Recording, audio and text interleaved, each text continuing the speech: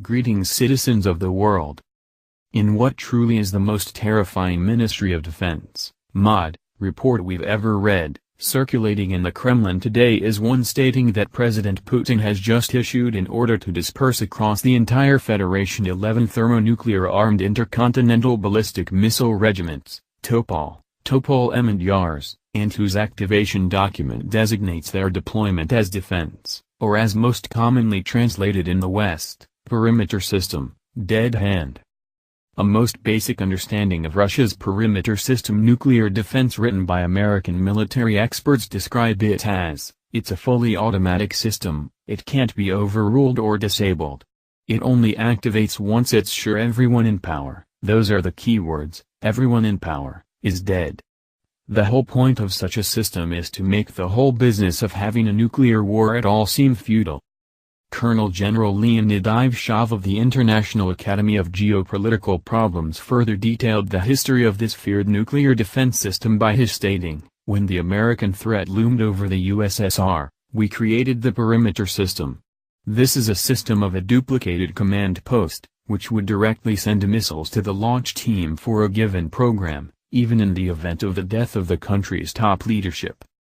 The legal authority used by President Putin in authorizing the perimeter system nuclear defense, this report explains, are based on the powers delegated to him under Section 1 of the Constitution of the Russian Federation, specifically Chapter 4 Article 80 that states, the President shall be the guarantor of the Constitution of the Russian Federation, and of human and civil rights and freedoms. In accordance with the procedure established by the Constitution of the Russian Federation, he shall take measures to protect the sovereignty of the Russian Federation, its independence and state integrity, and ensure concerted functioning and interaction of all bodies of state power. And, Chapter 4 Article 87 that states, the President of the Russian Federation shall be the Supreme Commander-in-Chief of the Armed Forces of the Russian Federation. Though Russia's full nuclear weapons use policy remains highly classified, this MOD report does mention that President Putin's authorizing the perimeter system nuclear defense has met and exceeded the expected criteria for establishing that the Federation now exists under grave threat, and as evidenced by an American document titled National Defense Authorization Act for fiscal year 2017 that shortly before President Trump's election, the U.S. Congress ordered to be updated with information about Russian and Chinese leadership to include the location and description of above-ground and underground facilities important to the political and military leadership survivability, command and control, and continuity of government programs and activities of each respective country. This report further notes that the United States has, in fact, just committed an act of war against the Federation when it illegally invaded, searched and occupied the sovereign territory of Russia's diplomatically immune consulate in San Francisco in a gross violation of the Vienna Convention on Diplomatic Relations, that in Article 22 states. 1. The premises of the mission shall be inviolable. The agents of the receiving state may not enter them, except with the consent of the head of the mission. 2. The receiving state is under a special duty to take all appropriate steps to protect the premises of the mission against any intrusion or damage and to prevent any disturbance of the peace of the mission or impairment of its dignity. 3.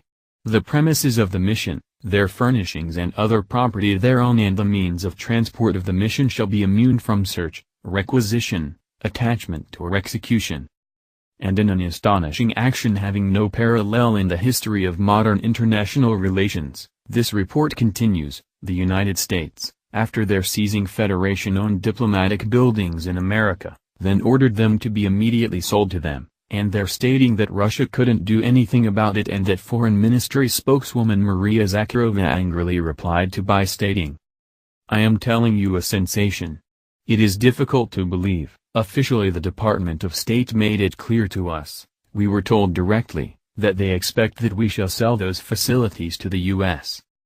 They expect from us that we shall sell those properties to the American government. These are not one-bedroom flats in the outskirts, these are central locations in Washington and San Francisco. We are speaking not just about some property, but about the property, which is in territory of a country, which always repeats its adherence to protection of private property.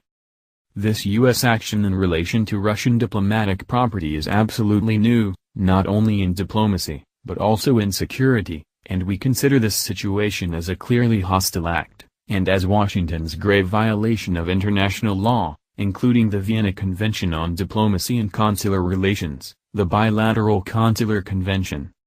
Most disturbing, at least to us, about all of these grave events is that the American people are not being allowed to know anything about